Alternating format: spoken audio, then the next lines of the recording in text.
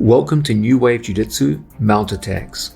In this video, I will show you the techniques and tactics that my students employ to gain devastating control that creates direct gateways into submission holds. Jiu-Jitsu is known above all for its positional game plan that creates a hierarchy of pins, culminating in the mounted position.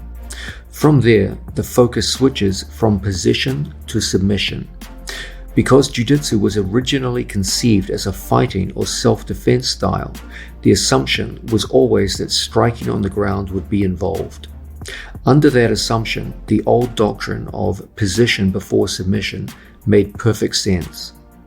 The idea was that you throw heavy strikes into an opponent from the mounted position and either achieved a knockout with the strikes or, much more likely, created a panic reaction in the opponent that opened them to an easy submission hold as they turned their back or threw up their arms in response to those strikes. All this changes when Jiu-Jitsu is practiced as a grappling sport without striking. Now the link between position and submission becomes much more problematic. If the opponent is disciplined and keeps a strong defensive posture and knows how to escape, it will often be the case that submission does not follow position. Most of the major submissions from mount assume that the opponent is either in a vulnerable state of extension or some kind of change of angle has occurred. If this doesn't happen, submission will be very difficult. The result is that many athletes give up on the notion of submission from mount as a goal, or they treat it as a kind of bonus, something which is desirable but by no means essential. They know they score big points for getting mounted on an opponent and will probably win a match by points alone. As such, there is no tactical motivation to take the extra risk of attempting a submission and possibly losing positional control. When my students first began to compete, they were known primarily for their ability to pull guard and enter into devastating lower body submissions. This is certainly a truly great skill to develop, but it was never the long-term goal. If you can only play bottom position, attacking the lower half of the body, you are utilizing only 50% of the game. In time, my students came to show an equally devastating top passing into pins game that again led to extraordinarily high submission rates. My goal in this video is to show you how they accomplish this. The main theme is to portray a simple four-step system based around a sequence of breaking an opponent's defensive structure and posture through his elbow. It begins with elbow penetration, then elbow separation, where an opponent's elbow is levered out and away from the torso until a crucial third step, known as a control position, is achieved. In a control position, the opponent is held in a compromised posture that allows you to attack their breathing and create panic reactions very similar to those created by striking in a fight situation. As an opponent is held in structurally compromised positions and struggling even to breathe, they become very vulnerable to the four most high percentage mount submissions that I teach my students. My goal is to make you a devastating pinner from the mounted position. This means giving you the knowledge to break an opponent's posture and shut down their escapes. Then put tremendous pinning pressure that threatens the opponent's breathing. And finally, create a shift in body position that leads into the four most high percentage submission holds from mounted position. The idea is to make you into an athlete who sees pinning as a means to an end rather than an end in itself. The end is always submission. The means to that end is the pin. And, crucially, the bridge between position and submission is the four mount control positions that I will teach you in this video. Using this four-step mount system, I hope to massively improve your conversion rate of pinned to submission from the mount. Your ability to convert pins into submission will bring you into alignment with the true ideal of Jiu-Jitsu, control leading into submission. The greatest problem that most Jiu-Jitsu athletes have with pinning is the problem of conversion. They can get to a pin, they can even hold a pin, but they can't convert the pin into a submission hold. The great focus of this video is on the crucial skill of converting pins into submissions. The two great keys to successful conversion are, first, elbow penetration, getting your wrist between your opponent's elbow and his ribs. This can be done from inside position, say for example with an underhook, or from outside position, say for example with a reverse overhook. And elbow separation, getting the elbow out and away from an opponent's torso and up and over their shoulder line. Mastery of these two critical skills is the basis of being able to convert your pins into submission holds and express that great jiu-jitsu ideal of control leading into submission. The great problem of conversion is that positional control is focused on the torso. Submission, on the other hand, is focused on a single limb, an arm, leg, or neck. The path from torso control to limb control is a difficult one. We need a bridge between the two. That bridge are the control grips that I teach in this video. These control grips allow us to isolate and control the limb that we wish to attack prior to going into the submission hold. In this way, I hope to take you beyond the first conception of pins that you began with when you began jiu-jitsu, the old position before submission model, and get you thinking and acting with a new model, position leading to a control grip that destroys an opponent's posture and breathing. This control grip creates vulnerability through extension and angular change and enables you to isolate a limb, and from there, submission will be much, much easier for you to apply.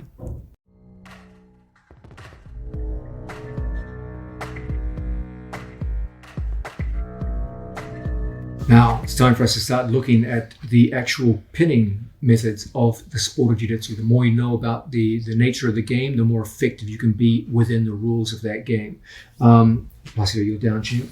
Let's look at, first off, what is a pin in the sport of jiu-jitsu? You hear about pins in wrestling, you hear about pins in judo, pins in sambo. Each sport has its own rules. The pins of jiu-jitsu only occur, as you all know, once you've gotten past both of your opponent's legs. Okay, if his legs are entangled in any part of my legs, there's no pin. It's only when I've passed the line of his hips and both of my legs are completely free from his legs, I'm holding at least 50% of his body down on the floor, at least one shoulder is on the mat, and I've held him down for a period of 3 seconds, that the pin is now scored.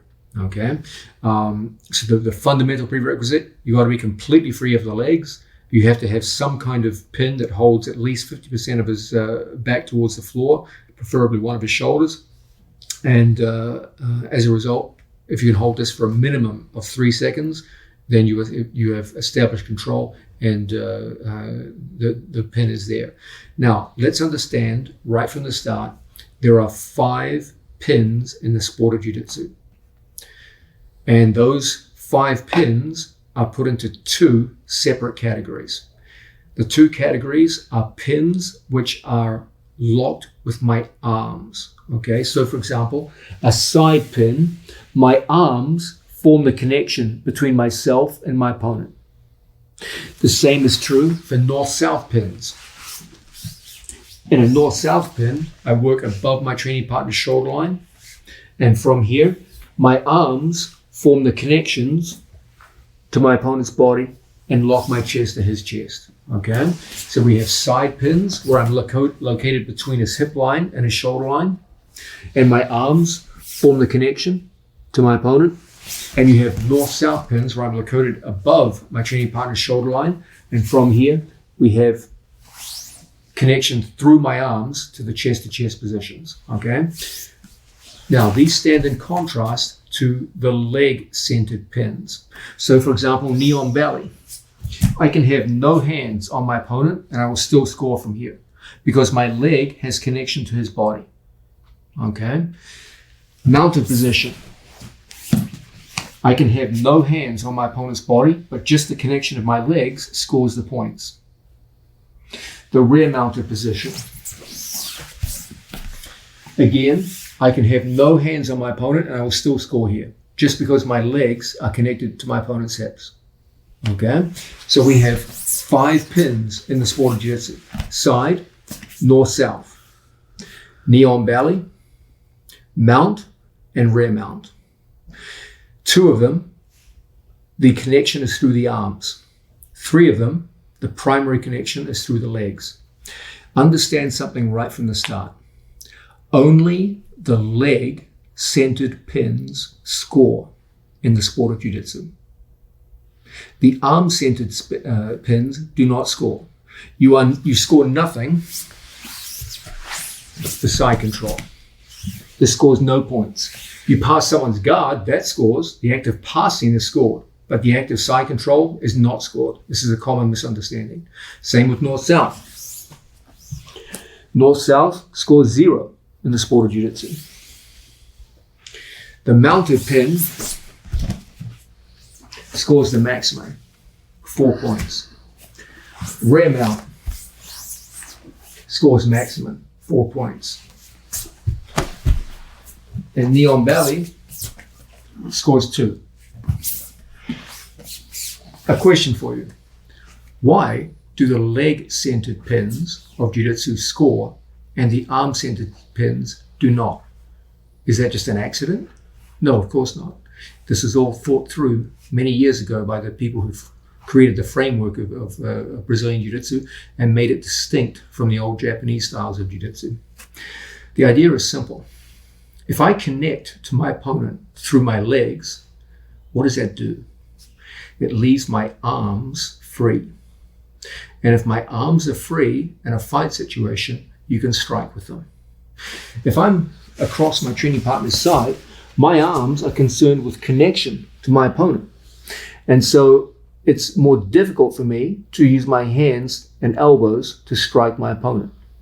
That changes when we come up into knee on belly, because now my primary connection to him is through my legs. And this immediately frees up my hands and my elbows to start striking. The same with the mounted position.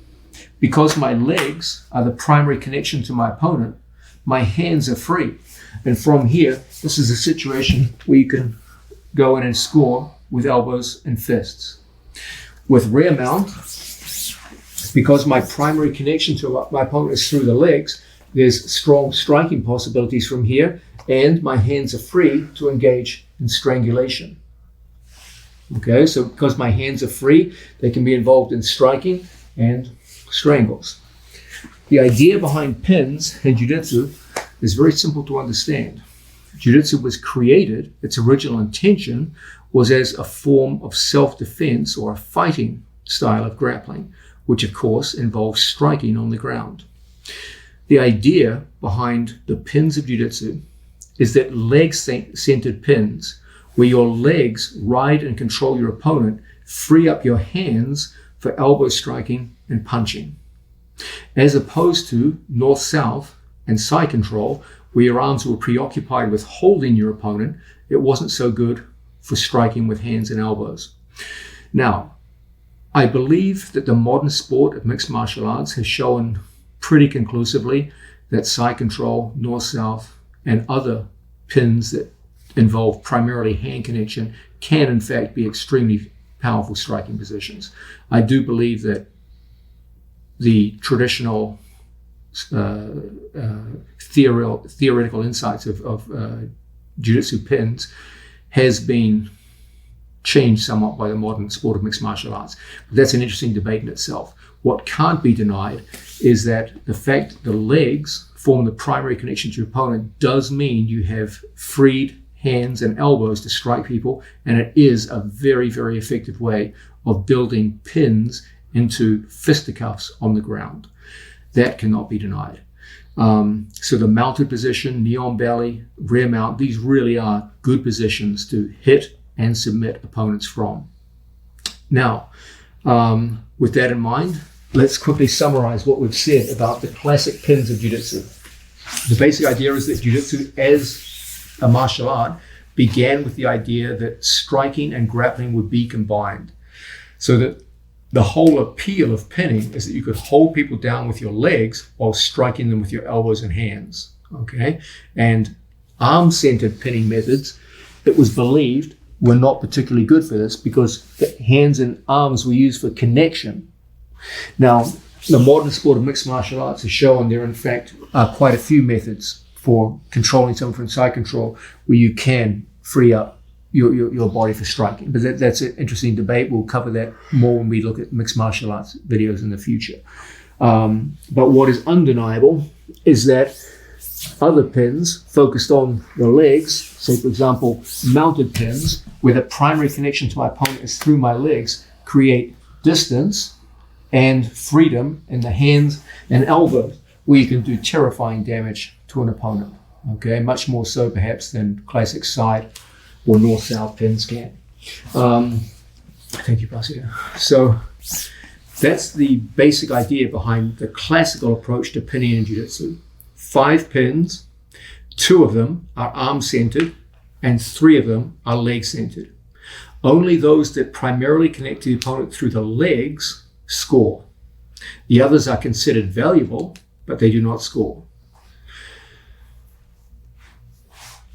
The central problem in submission grappling as a sport is that striking obviously is not allowed. The understanding was that in classical jiu-jitsu pins, in order to submit someone, I have to be able to take their elbows either towards the center line or away from the torso. In some way, the elbows have to come out of a sound defensive position at the rib cage and either go across the center line to generate back exposure, or to come up away from the body or overhead. And this creates vulnerability. If my opponent keeps his elbows tight to his sides, submission holds become extremely difficult.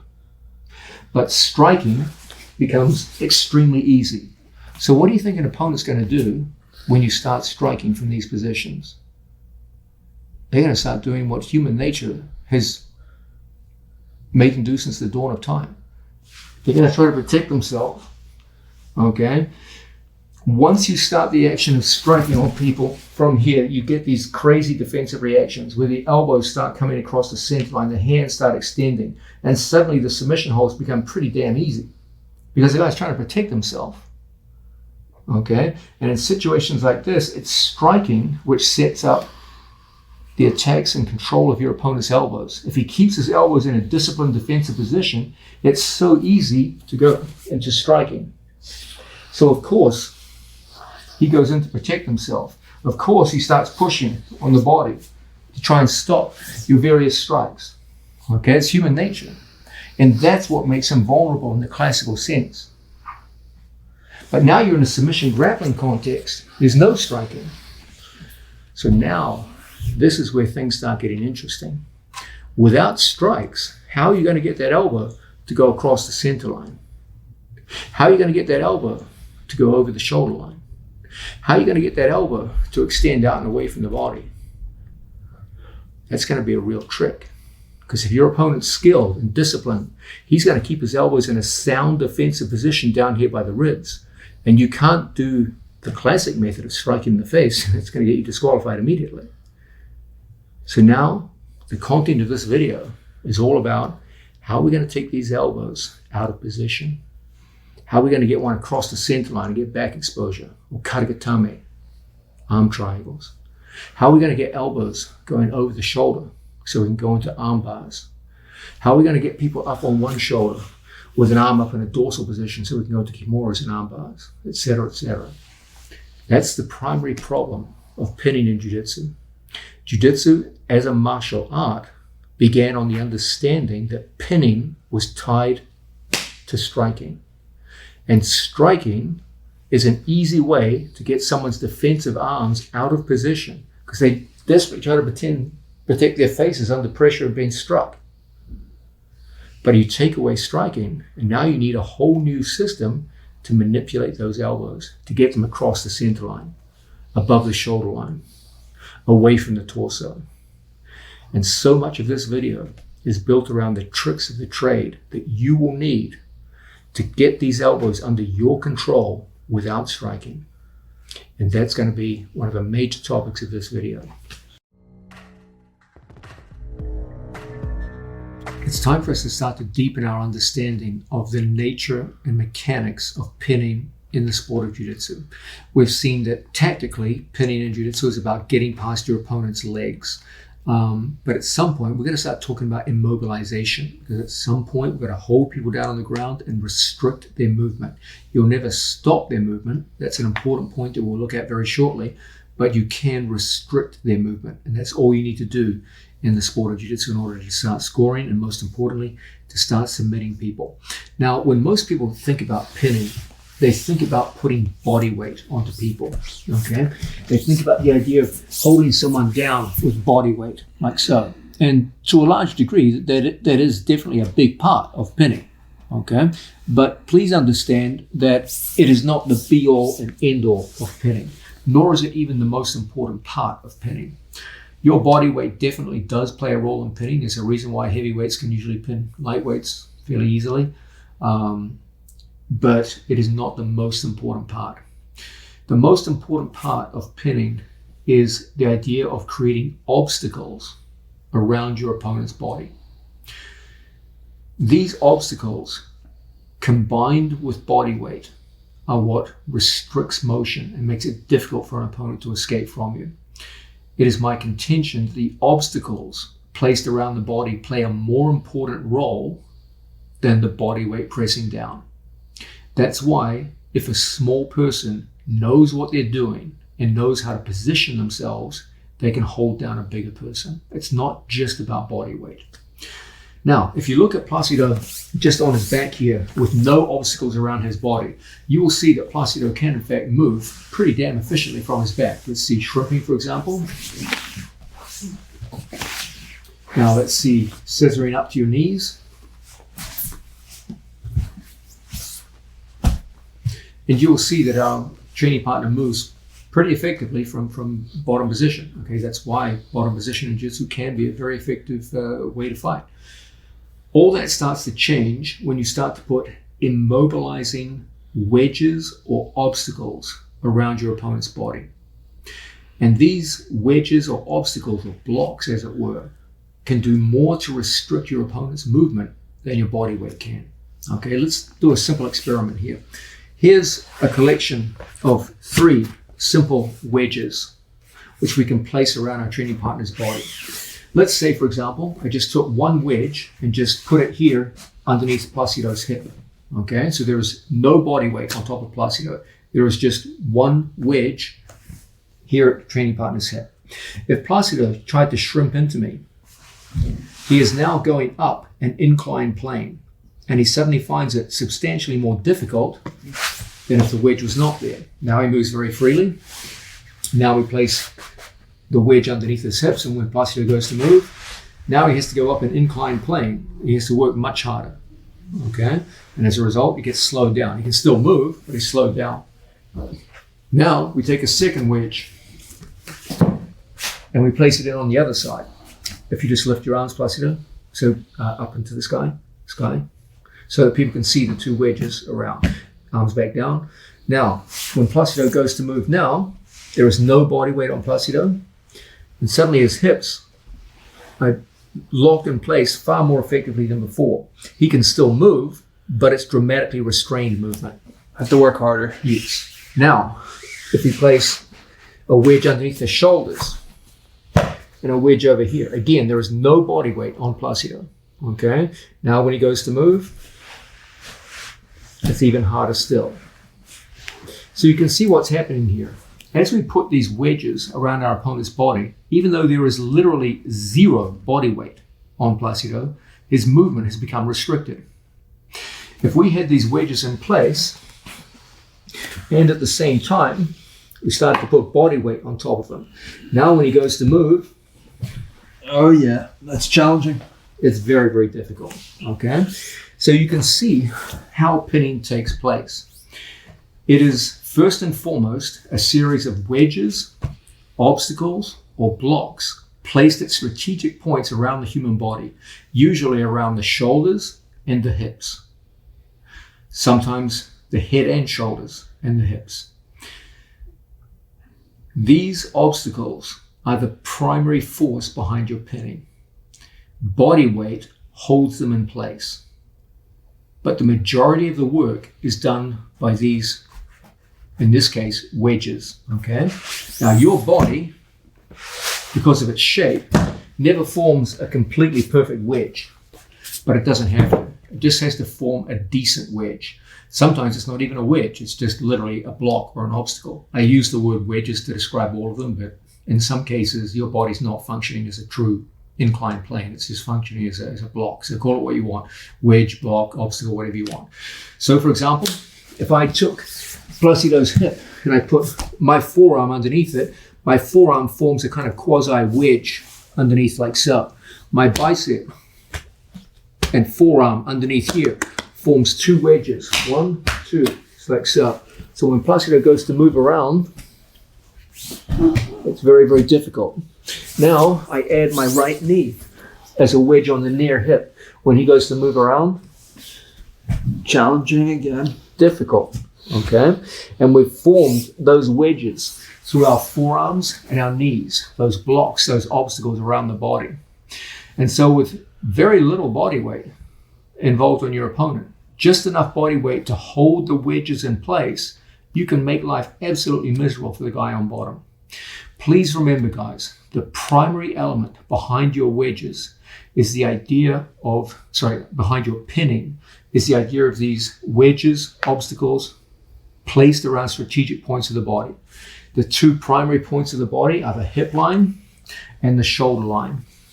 Okay? So everything we do is about forming those wedges underneath your training partner, held in place by body weight. When he goes to move around, so difficult. Here, all of my pinning is on the shoulder line. Here, all of my pinning is on the hip line. He goes to move around. But the best ones of all combine hip line and shoulder line together. So when he goes to move around, very, very challenging. You can see I do have some body weight on him, but not much. Okay? Here, I'm going to put 100% of my body, not 100%, but close to 100% of my body weight on Placido, but with no wedges. If I put my chest on Placido's body here, but there's no wedges around him, if Placido goes to shrimp away from me, it's so easy for him to move. Body weight by itself doesn't hold people down. But wedges, just wedges. Here I have no body weight. You can see there's a gap. Placido, put your hand through them. I have no body weight on Placido, just wedges. He goes to move around. Very difficult. Here, I have a very high percentage of my body weight. Go to move around, and it's so easy for him. He can move easily. Okay? The big theme of pinning in jiu-jitsu can be stated very, very simply. Wedges beat body weight every time in any kind of pinning control situation. Okay? It's the wedges around the body, first, supported by body weight second, which are going to hold and control difficult opponents. The place to set those wedges is around the shoulder line and head complex and the hip line. If you can put wedges in those two areas and support them with a decent amount of body weight, nothing great, a decent amount is enough, you'll pin a lot of people, even when they're much bigger and stronger than you are. It's time for us to start looking at the two big messages or themes that we're going to be pushing in this video on pinning. The first one we've already shown you, which is the idea that when it's time to pin an opponent, wedges always beat static weight. Most people always associate the action of pinning with putting weight on an opponent and pinning him in place. Now that's certainly one form of pinning, but it isn't the form of pinning which is relevant to the sport of jiu-jitsu. Okay, let's understand that just body weight itself, as we saw earlier, doesn't really restrict movement at all. Placido can easily shrimp and get away from me. What holds him in place are the wedges that I place around his hips and his shoulders. That's what holds him in place, whether my hands are open or whether my hands are closed. Okay, those wedges of my arms, my knees, my head combined, that's what holds people down. It's supported by my body weight. My body weight is a part of the puzzle, but the primary work is done by those elbows, forearms, and knees that block at the line of the hips and the line of the shoulders and head. So that when Placido goes to move around, even with relatively little body weight on top of him, I can hold him down very, very effectively and prevent movement. Okay? So it's wedges that beat static weight. Static weight isn't going to hold people down for long at all.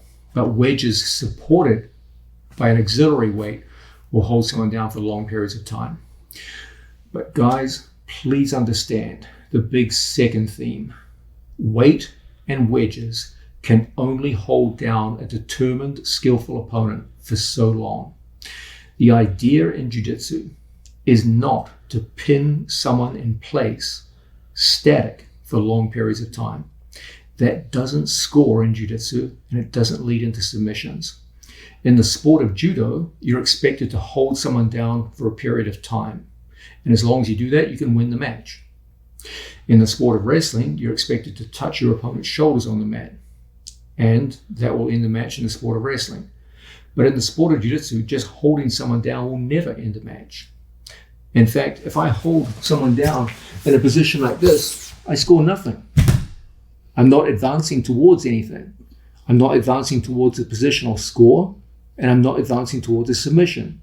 So I can hold him here for a period of time, and I get no result. I don't score any points, and I don't submit anyone. In addition, if Placido is talented, and of course he is, at some point, he's going to start to loosen the wedges.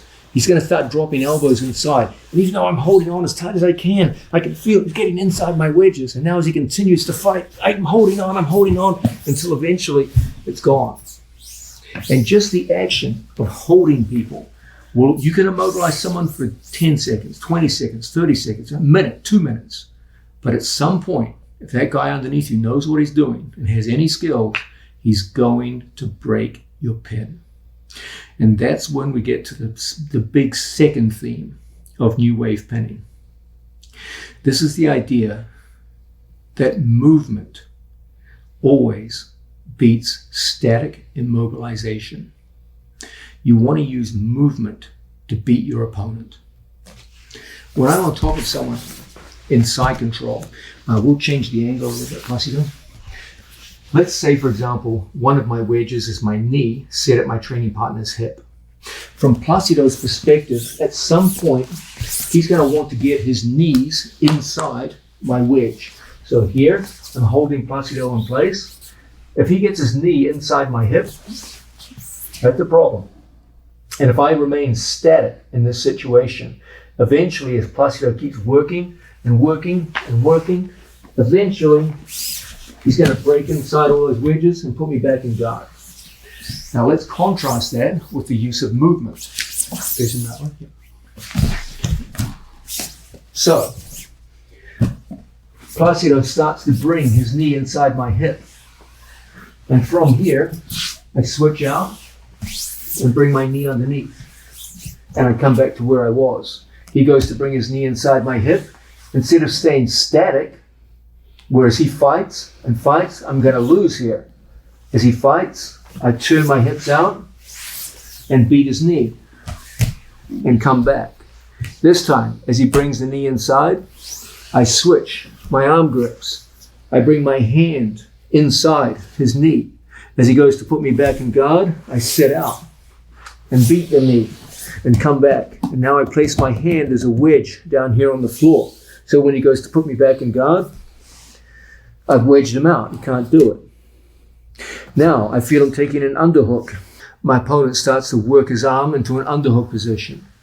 From here, it's only a matter of time till he starts coming up and turning into me. So staying static under these situations isn't going to cut it. When I see his underhook coming in, we switch across to the other side of his body. As he continues to turn for the underhook now, now it's going to be hazardous for him. He turns, he's exposing his back, makes no sense anymore.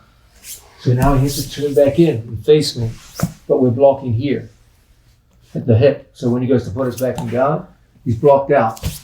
Now from here, we're in perfect position to continue through into other positions. Similarly from the mounted position, if I just stay static here, it's only a matter of time until he gets a hold of my ankle and tracks my leg. But instead of trying to hold a static pin, just locking in and holding like so, I use a different mentality. Whereas he goes to capture my ankle, I simply step it away. From situations like this, we come out into another form of pin. As he goes to push my knee off his body, we come now into another form of pin. As he goes to work his knee inside to elbow escape, we sit out and away from our opponent. As he goes to dig the hand in as an underhook, we block the opposite side and walk across to the other side of the body. And as a result, we're using movement to move away from his escapes. It's movement which will hold people in place. It's so important, I'll say it again. If you just try to hold static positions against skilled opponents who have the same skill level as yourself and the same size as yourself, they will eventually escape.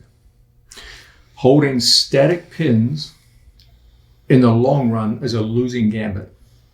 That's not to say that the ability to immobilize people isn't important, but you will not be able to immobilize people indefinitely. The idea is to immobilize them long enough that as they go to escape, you can move to a new pin. Dynamic pinning, moving from pin to pin to pin, using the strengths of each given pin and avoiding the weaknesses of others against your opponent's escape, that is the nature of pinning in jiu-jitsu. Jiu-jitsu is not about immobilizing people for periods of time. Jiu-jitsu is about immobilizing them long enough to score, frustrate, and get reactions. And then from there, moving to another pin to frustrate their attempts at escape. And using sequences of pins, changes in hip position, changes in arm position, changes in orientation, changing from the left side of my opponent's body to the right side, of changing my foot into another pin entirely. Those kinds of changes over time will immobilize people. This approach to pinning, based on dynamic moving of pin to pin, is the basis of success in jiu-jitsu. Again, in jiu-jitsu, we don't win matches by just holding people for a period of time. You win matches by going from one pin to another and scoring pin points. If you go from side to mount, you score 4 points. If you go from side to back, you score 4 points. The biggest scores in the sport. And in addition, that general movement around your opponent's body keeps you away from their guard. And perhaps most importantly of all, it starts to create extension of your opponent's elbows away from their torso, which is going to help set up all the submission holds that we're going to look at later on in this video. Please don't get into a mindset where you think about holding people for periods of time and just holding them. It's okay to do that for short periods of time. Nothing wrong with that. Maybe you're tired. Maybe you just passed the guy's guard. You just want to establish control. That's fine. But please don't think that just holding someone for 2 minutes, 3 minutes is going to make you look good in the eyes of the judges or the eyes of the crowd. It's not. Okay? It doesn't represent the ideal of jiu-jitsu. Moreover, it's not even particularly efficient. Against someone my own size and skill, it's pretty easy after a period of time for the opponent to start working his escapes, and at some point he's going to start getting inside my wedges and bringing knees inside, getting up to his knees, etc., and escaping. Okay? And so the right response is never just immobilization. As I see my training partner go to escape, the right response is movement. As I see him beating me with his right knee and I'm starting to lose that position, The smart thing to do here is to change my orientation of my hips. As he tries to bring the knees in now, he runs right into that blocking wedge that I put in place. As he tries to turn in towards me, I change from his right-hand side to his left-hand side and go into a new pin.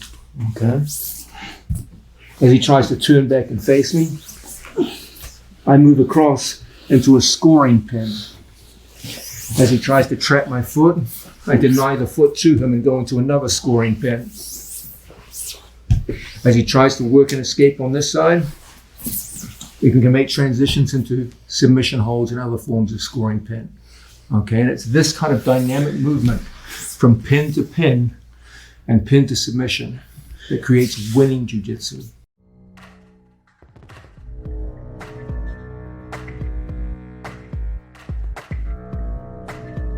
One of the central focuses of this video is the idea of converting pins into submissions. Okay, so many talented jiu-jitsu players out there do a good job of getting to the pins. Some of them can even hold a pin very well. Some of them can go from one pin to another very well.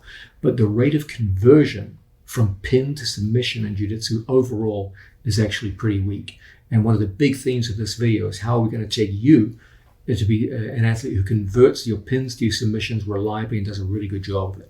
You will often see my senior students, when they get to the pins, almost always are able to convert from pin to submission hold. I want you to be able to do the same. Now, let's understand something right from the start. If you walk away from this video with nothing else, you walk away with this. The royal road to converting pins into submissions is through your opponent's elbows. That's so important, I'm going to say it again. The path to submission from a pin is through your opponent's elbows. Whenever your opponent holds a defensive position in a pin, defensive responsibility from Placido's perspective consists of his elbows being at his sides. That's where he wants to be at all times. Okay? The commonality in all of his defensive positions is elbow position at the sides. The further Placido's elbows drift away from his sides, the more vulnerable he becomes. So defensive responsibility from Placido's perspective always consists of his elbows at his sides. The two ways that Placido can screw up and make himself vulnerable are first, letting the elbow drift past the center line, because this creates back exposure and elbow penetration. The other way he can do it is by letting his elbows drift away from the torso, up above the shoulder line, or away from the chest. Okay? Now, in the classic approach to jiu-jitsu, as we saw earlier in the video, where punching and striking is allowed, it's really easy to get my opponent's elbows away from that defensively sound position by simply punching and elbowing him in the face. And then, of course, he has to go in to defend himself, either with his hands if he's inexperienced, or with his elbows if he's perhaps a little more experienced. Okay, but either way, you're going to create situations where the elbows start coming across the center line, or the elbows can be pushed up above the shoulder line, or the elbows start coming away from the torso as blocking instruments. And then you're going to go into submissions very easily. Now, when it's submission grappling and striking isn't allowed, then this becomes a real issue. Okay, how are you going to get someone who's defensively responsible and get those elbows away from that defensively sound position? The basic option you have is between inside and outside control. If I can get my hands inside and underneath an opponent's elbow, I can start bringing the elbow towards the center line. I can start bringing the elbow away from the torso. Okay? If I can't get inside position, another alternative might be outside position, where I come in on a training partner, and from the outside, I start working my way around the corner and bringing his elbow to a center line. Okay? And as a result, we can start to generate some form of back exposure, etc., etc. Okay? So inside position and outside position. Same is true in the case of the mounted situation. When we're mounted on an opponent, we're always looking to create situations where we can walk our training partner's elbows up into positions of vulnerability, okay, where the elbow goes across the center line. where the elbow gets taken forward over the shoulder line into position so we can go on the attack.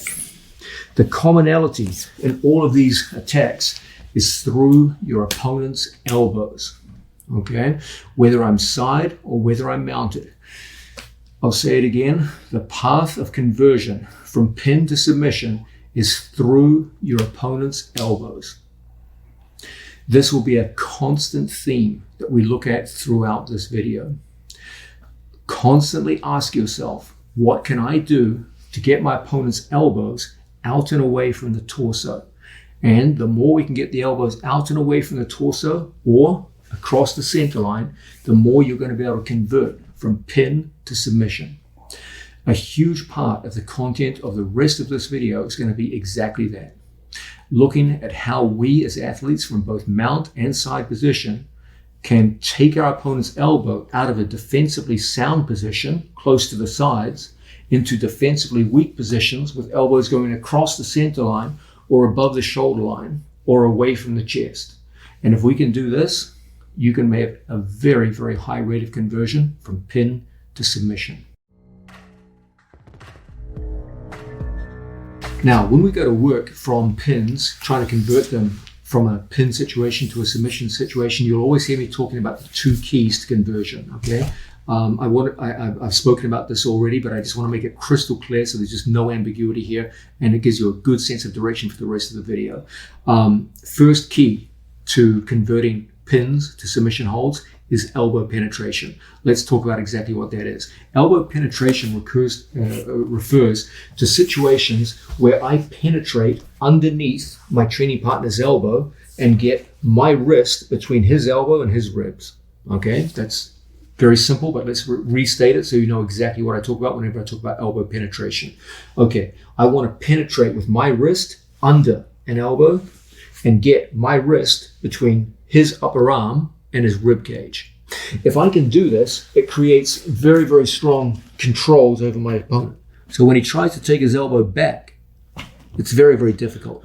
And it creates easy situations for us to take his elbow either across the center line to expose his back or various other forms of submission, or if he tries to bring his elbow back down to the floor, it's very, very difficult in ways that will set up many forms of arm lock, etc., etc.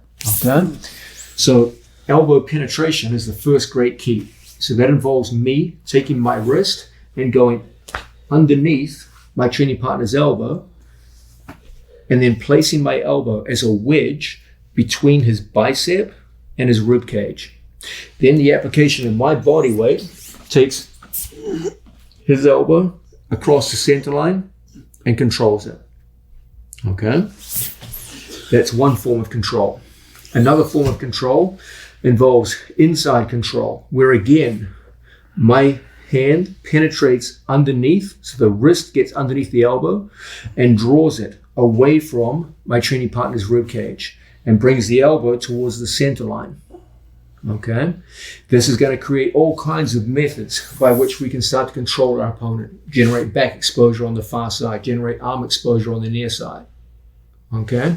So essentially, elbow penetration involves going underneath underneath an elbow and getting my wrist between my training partner's bicep and rib cage so that weight can be put over my opponent's arm and control it in place.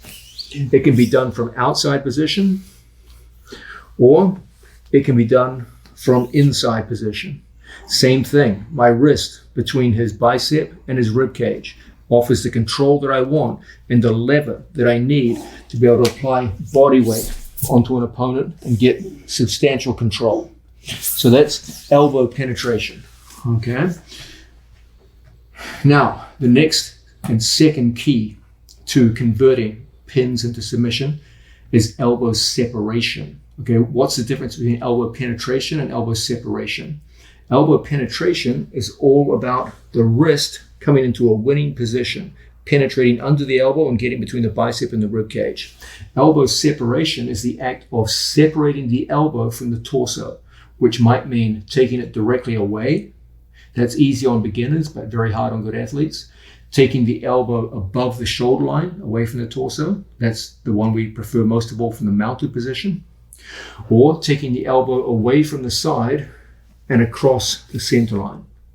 Okay, so we're separating the elbow from the side of the body. From the side of the body is a good defensive position for Placido. The more the elbow gets taken away from the side,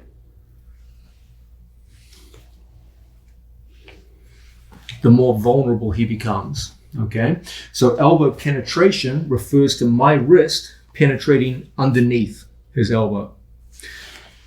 Elbow separation refers to his elbow being taken away from his side into positions of vulnerability above the shoulder, away from the chest, or across the center line.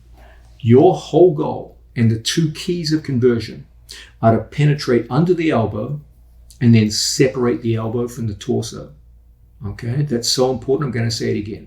Your whole goal of conversion of pins into submission is based around your opponent's elbows and two keys in particular: penetration underneath the elbow, and then separation, taking the elbow across the center line or above the shoulder line, or up and above, away from our opponent's chest. Okay, if you can penetrate the elbow and then separate the elbow from the torso, you're going to have a very high conversion rate and a lot of submission success. Now, we've been through a bunch of theoretical elements of pinning. Here's another more theoretical element before we get into the practical stuff. This reflects my own personal bias in pin philosophy. I'm a big believer in the idea of looking at the basic nature of the human body and basing your study of jiu-jitsu, your understanding of jiu-jitsu around that. One of the most easily visible features of the human body is the discrepancy between the strength of the upper body, which is relatively weak, versus the lower body, which is relatively strong. If you took two people, one much larger and stronger than the other, the smaller athlete, if he tries to match upper body against his opponent's upper body, will almost certainly lose if they're at least within the same ballpark of skill. But if you create a situation where they're similar in skill level and the smaller athlete is able to use his legs to fight his opponent's arms, the smaller athlete will usually win. Understand that there is a huge discrepancy between the strength of upper and lower body. So if a smaller, weaker person can use their lower body to wrestle the other person's upper body, that is how smaller, weaker people can reliably beat bigger, stronger people. Most pins tend to be upper body versus upper body. A big theme of this video, and one of my favorite philosophies of pinning, is to use my legs as much as possible in my pins. You won't always be able to do this, but a lot of the time you can. And when you can, you will be pleasantly surprised at how much easier it is to control opponents with your legs against their arms. And as a result, your conversion from pin to submission will skyrocket. So, most people, their lives in jiu-jitsu are based around pins featuring their arms. And they wedge things in place, and when they go to hold people down, and there's nothing wrong with this. This is good. It can be effective. Okay, I'm not criticizing this. It certainly can be an effective part of the game. But when things really start to go in your favor is when you start using your legs against his arms and head. And the number one way of doing this, it's not the only way, but the number one way of doing this is through the use of triangles. A big part of this video is going to be the use of triangles to step over and control people so that we're using our legs against our opponent's head and arm. So when Placido goes to move around now, with the head and arm isolated, you get very, very strong controls of your opponent, okay? Now, Senkaku, or the triangle, is one method. It's absolutely one of the best methods. Some of you, however, may have shorter legs, and you're probably looking at me now going, okay, that looks good for some people, but my legs are short. I've got short, thick legs. That's not going to work for me. Don't worry. There's another way you can start using your legs, which will feature heavily in this video. I'll give you a sneak preview now. This is the idea of coming into a position, the seated head and arm position, where if I'm in front of a training partner, I come around the corner lock up, and then I start driving my training partner's arm across the body and locking up the figure of 4 on my training partner's arm. As I sit down next to my training partner, I now have 2 feet out, and even if I have short, thick legs, you can hold this position very, very readily, okay? And now you can clearly see this is my legs against Placido's head and arm. When he goes to turn and control and move around, you're going to see it's your legs that control your opponent. And from here, the legs separate my opponent's arms and create a host of attacking opportunities which your opponent will find very, very difficult to get away from, okay? So one of the great themes of this video and my own personal philosophy of pinning is whenever possible, you can't always do it, but when you can, use your legs against your opponent's head and arm. This is the single easiest way for smaller, weaker people to develop a devastating pin game, which will have a very high rate of conversion from just the basic pin into submission holds. The 2 main methods that we'll be looking at throughout this video are the use of triangles, sankaku, many variations, and the seated head and arm position. These 2 positions will figure heavily throughout this video, and they represent the 2 most realistic ways of using our legs to control our opponent's upper body. And if you can fight your opponent's arms with your legs, you're going to beat a lot of people, even when they're bigger and stronger than yourself.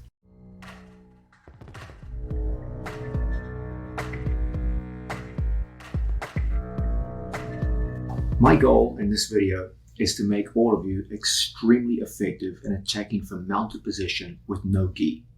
The first step in that is to offer you some broad reflections on the mounted position as it applies to no-gi grappling.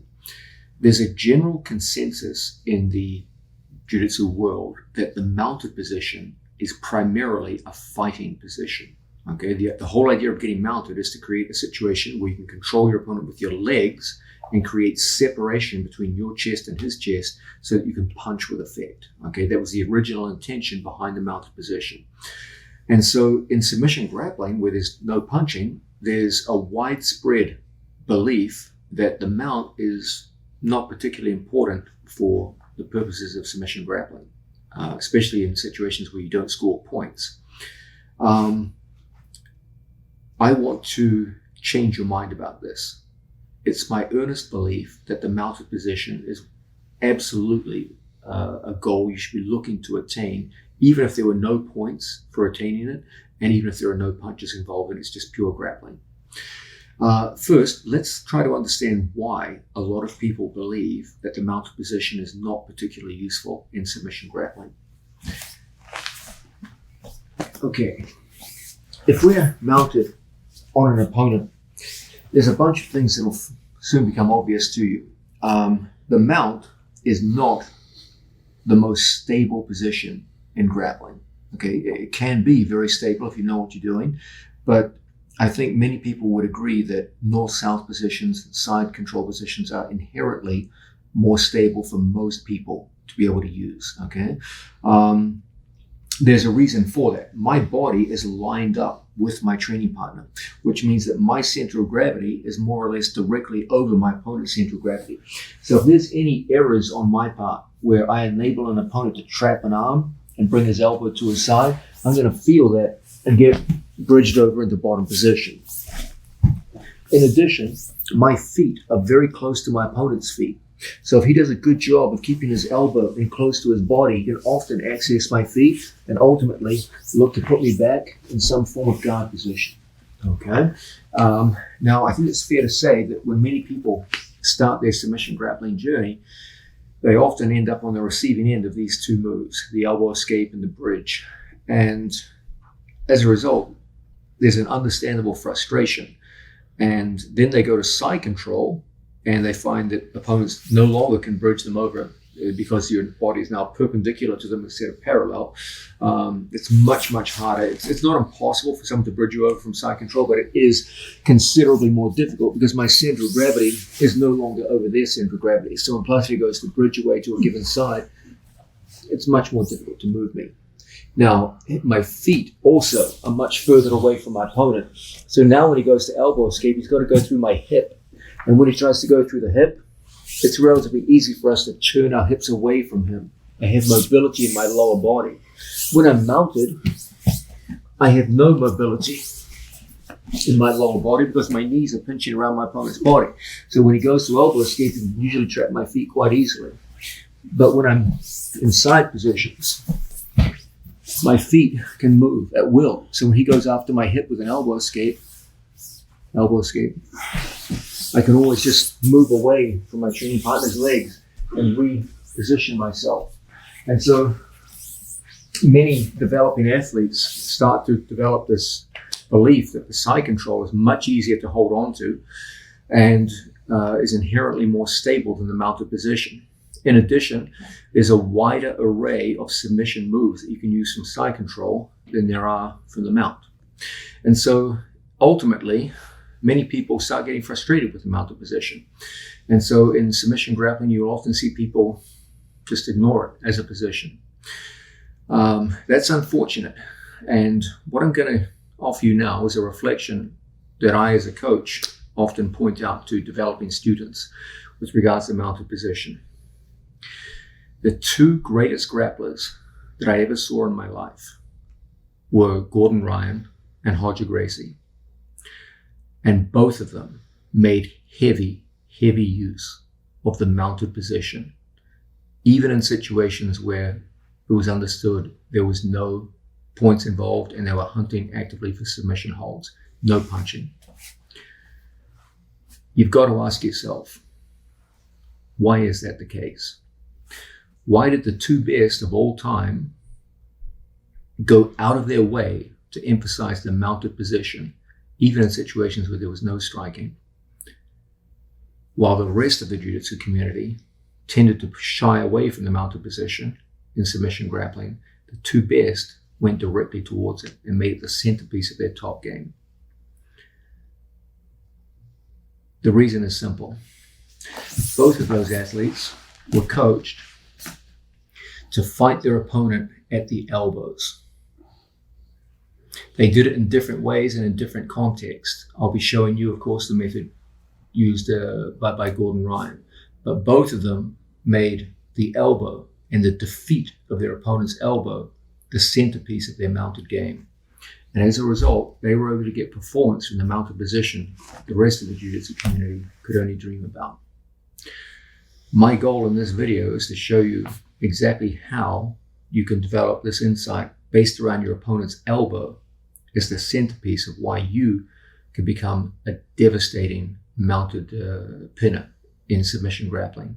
Even without punching, you can turn it into one of your absolute most high percentage favorite submission positions. Now, we've been looking at some general reflections on the mounted position and pinning in general. I said that the greatest grapplers of all time, Gordon Ryan and Roger Gracie, favored the mounted position even in the context of submission grappling. It's time I go further now and explain why I coach my students to pursue the mounted position even when there's no punches, no elbows, etc., etc. In the submission grappling context, I still encourage them to go into the mounted position. And the big question we've got to ask now is why? Why don't you just have them stay in side control? It's more stable. There's a wider array of submissions they can use from there. Well, it comes down to one very important consideration. The mounted position, as it's used by my students, is unique among the grappling pins in one very important way. It's the only pin, if you play it correctly, where you can directly interfere with your opponent's breathing. Now, breathing is one of the most important aspects of all combat sports. People don't talk about it much, but it's the reason they don't talk about it much because it's just so fundamental, people just take it for granted. Understand that by the time you get mounted on someone, the match has probably progressed through quite a bit of time. You've had to presumably take them down or at least sweep them past their guard and progress through the various pins into the mounted position. So by the time you get mounted on someone, they're already probably breathing pretty hard. If you can take their breath away from that position to inhibit their ability to breathe freely, it will create panic reactions and open people up in a way which is very, very beneficial for you as the attacking athlete. If Placido is down, all of the pins are uncomfortable for an opponent in different ways. So, for example, if I'm knee on belly on my training partner, this is uncomfortable insofar as it puts weight in a specific way through a hard part of my body close to my opponent's diaphragm. And yes, it's uncomfortable. Side control can become very uncomfortable due to the use of strong cross faces, which can put your opponent in quite a bit of stress when you're side control. But I promise you that nothing is even close to being as panic-inducing as cutting off your opponent's ability to breathe. And this can only be done if the nose and mouth are covered. This is almost impossible to achieve from knee on belly and from side positions, but it's very easy to achieve from the mounted position. If we're mounted on an opponent and we manage to get to the underhook and crossface and start walking our training partner's arm up, don't worry, I'll be showing you exactly how to do this in great detail throughout this video. But we're going to come up to one of our favorite attacking positions, a single chest wrap, where I take my training partner's arm all the way up over my shoulder, and then from here I lift and catch. So I have a wrap around my training partner's lat muscle here and my own elbow here. This enables me to hit a simple shrug with my shoulder that puts my training partner's arm over his own head. Then from here, I simply close over my training partner's nose and mouth. I bring my head to the floor and my feet forward. And when Placido goes to breathe from here, very, very difficult. It cuts off a significant amount of his ability to breathe. Does it make it impossible? No, but it makes it damn difficult. And when you add the idea of hard physical grappling before this, he's already tired by the time you get to the mounted position, you take away 50% of someone's ability to breathe, they're going to start panicking. You can induce panic reactions from the mount in a way which no other pin can do. That's why I put such a heavy emphasis upon it in my submission grappling program. Most people think the chief advantage of the mount, of course, is striking, and in a self-defense situation that may well be true. But in a pure grappling match, the greatest advantage is asphyxiation, the ability to cut off or at least diminish your opponent's ability to breathe. The idea is that once we get to these punishing positions, single chest wrap, etc., where once we lock up, I want to take my whole chest and place it over my training partner's nose and mouth and close everything up. As my feet come forward and Placido goes to move and get out of here, he finds himself completely locked up in a situation where even breathing becomes quite difficult. So we close our elbows together. Just the attack on the breath alone is very, very difficult. Pretty soon, what you find is your opponent is mostly concerned with just getting his next breath. He's not thinking about escaping. He's not thinking about stopping your attacks. He's thinking about, where am I going to get my next breath? The key is to hold the lat muscle and your own elbow and go forward and cover and pull your two elbows in this direction. Okay, we'll have the camera close up. Do I move over there? No, we'll have the camera close up on us. And from here, the sequence as a whole starts with an opponent in a good defensive position. We'll be going through the sequence many times later. Don't worry, I'll have all kinds of details for you. Step number one, we get to our underhook, we lift and get to our cross faces like so. We work from a standard mounted position with our feet lower than our training partner's hips and walk the arms up. As we get to that position, we lift our training partner's head off the floor so we can catch a hold of our own elbow, just like so. Now, to preserve his breathing, he'll want to keep his hand on the back behind you. So we want to make sure that we shrug his arm off, just like so. Now I position myself in such a way that my pick goes into my training partner's mouth and nose. As he tries to use his other hand to force my body away and try to get his breathing back in line, he can push on my chest, shoulders, whatever he wants, pushing on my chest. Now we just sink forward. And from here, his breathing gets severely interrupted. Okay, this almost always forces your opponent to look away, to bridge and look away. And that creates many attacking opportunities that we'll see throughout this video. So I said to you earlier that even in a submission grappling context, I coach my students to relentlessly work towards the mounted position.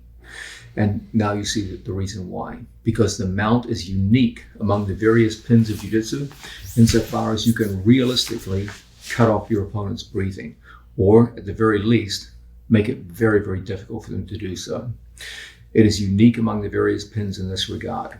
That is why, even in a situation with no striking, I always encourage my students to seek out the mounted position. Please understand the mount by itself does nothing to interrupt your opponent's breathing.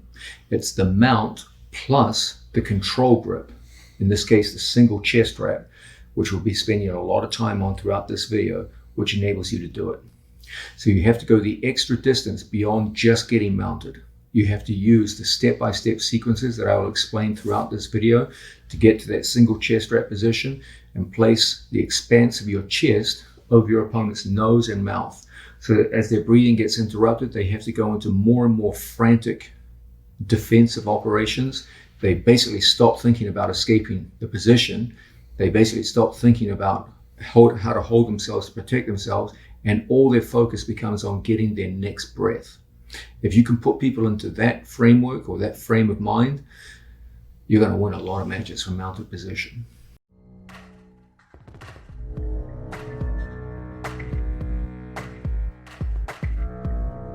If you're going to become a master of the mounted position, it's my sincere hope that this is something you're aiming towards.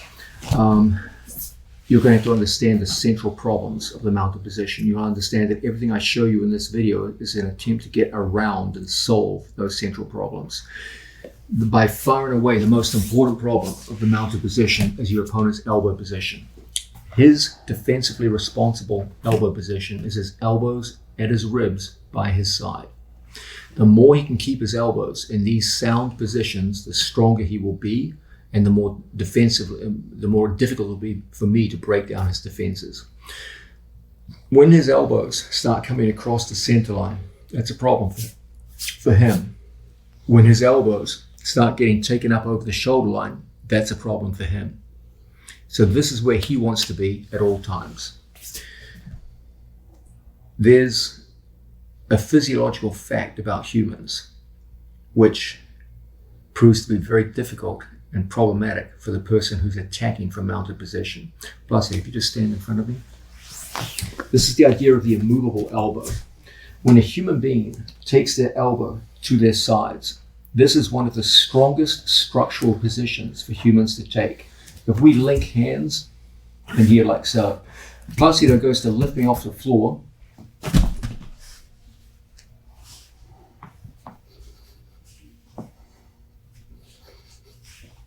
my elbows will not leave their side. My whole body will move before my elbows leave my side. Even in very small, undeveloped children, if you take their elbow and put them by the side and pick them up by their fingertips, you will easily carry them like a handbag while the elbow doesn't move. When humans are locked in this position, this is incredibly strong. If Placido just walks backwards, I'll be dragged along the mat before the elbow gets taken away. This is one of the strongest structures of the human body in all people across both sexes and all weight divisions. Okay? Getting someone's elbow away from their hip is a difficult thing. You're going to have very specific methods of doing it. I'm going to show you what those specific methods are, don't worry. But that's what you're battling against. Okay, and if you don't know what you're doing, if you just try to move someone's elbow, you're in for a life of frustration and disappointment. Okay, you've got to have this very specific, mechanically efficient game plan to do it. I'm going to give it to you. But be aware that's what you're fighting against, one of the strongest structures of the human body. Now, not only is that one of the strongest structures of the human body, but it's intimately tied into the two main escapes from the mounted position. If Placido traps my arm and then takes his elbow close to his side and tucks it in, that structure is what makes him strong. He's bringing his elbow to his hip. And for me, just to pull away from that is physically impossible. I'm heavier and stronger than Placido, but when he locks his elbow in, I physically cannot move it. And now when he bridges and rolls, it's a problem. I get taken over. So too with elbow escapes. When he turns on his side and gets those elbows in close, it's awfully difficult for me to try and pull the elbows out. And now he wins the battle for inside position, captures my leg, and ultimately puts me back in guard. Okay? So the central problem you're working against is a physiological fact about humans, that when their elbows come to their side, this is one of the strongest structures of the human body. You won't be able to take someone's elbow away from their side just using brute strength, not even when you're much stronger and heavier than your opponents. In addition, this elbow position leads directly into the two best escapes from the mounted position for most people. These are the elbow escape and the bridge. As you deal with people who have trained in my style of jiu-jitsu, you'll also have to deal with kipping escapes, which are also based on the same structures, where people bring hands in, lock, and the elbows are in close to the side, and then from here they kip to put you back in guard or into leg locks or what have you. Okay? But they're all based on the same principle, elbow to hip connection. Everything you do when you're attacking to the mounted position is based around your ability to break that elbow to hip, elbow to rib connection. This will be the single most decisive battle when you work from mounted position. If you can win that battle, you can win everything else. If you can't win that battle, you'll never be successful from the mount.